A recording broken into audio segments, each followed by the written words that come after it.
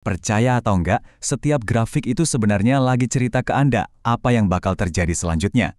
Kuncinya, Anda cuma perlu tahu apa yang harus dicari. Nah, kali ini kita bakal bedah tuntas sebuah kerangka kerja dengan 6 elemen yang bisa dipakai di grafik apapun, pasar apapun, dan time frame apapun. Oke, yuk kita langsung mulai aja. Kita mulai dari pertanyaan paling dasar. Kenapa sih kok kayaknya banyak banget trader yang ujung-ujungnya gagal?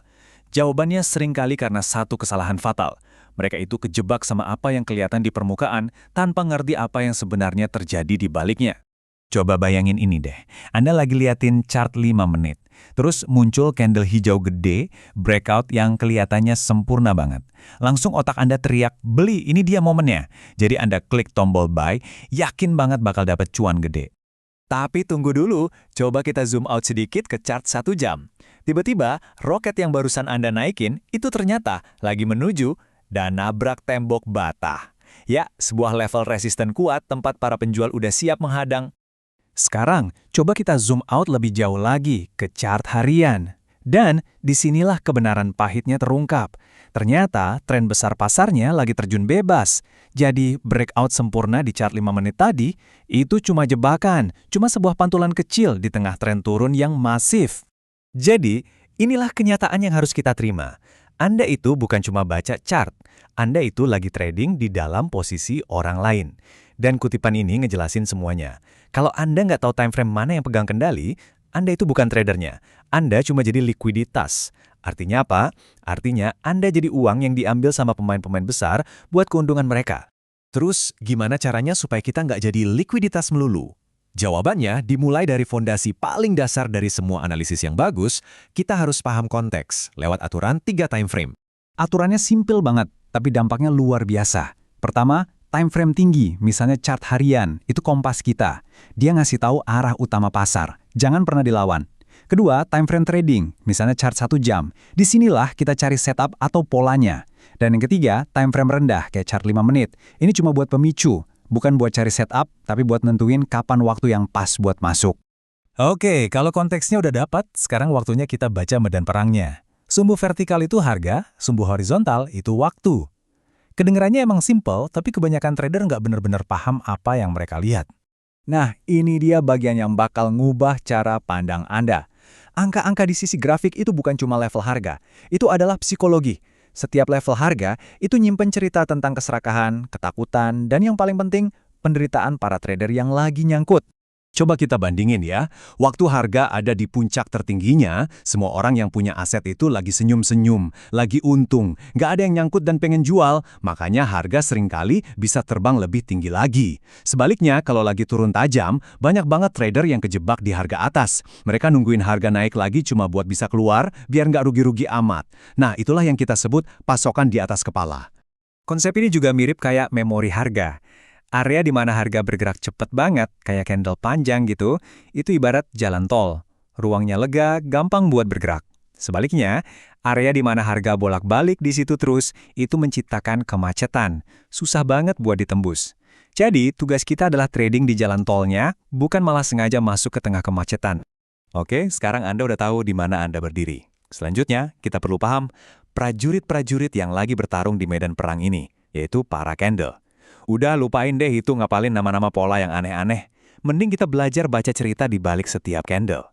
Setiap candle itu ibarat satu ronde pertarungan antara pembeli dan penjual. Lihat bodinya. Kalau bodinya tebal, artinya ada satu pihak yang dominan banget. Terus lihat sumbunya. Sumbu itu adalah usaha yang gagal. Sumbu atas yang panjang, artinya pembeli udah coba dorong ke atas, tapi gagal total. Dan terakhir, lihat harga penutupannya. Ini yang ngasih tahu kita siapa pemenang di akhir ronde. Tapi cerita dari candle itu kan baru klaim sepihak. Kita perlu tahu dong itu cerita beneran atau bohong. Nah, disinilah kita butuh alat pendeteksi kebohongan. Dan dalam trading, alat pendeteksi kebohongan terbaik adalah volume. Ini nih, salah satu sinyal peringatan paling kuat. Harga kelihatannya terus bikin puncak yang lebih tinggi. Kelihatannya bullish banget kan? Tapi coba deh, lihat volumenya. Kok volumenya malah bikin puncak yang lebih rendah? Artinya apa? Artinya makin sedikit orang yang ikutan beli di harga tinggi itu. Ibaratnya pestanya makin mahal, tapi tamunya udah pada pulang. Kalau harga dan volume udah nggak sejalan, selalu percaya sama volume. Titik.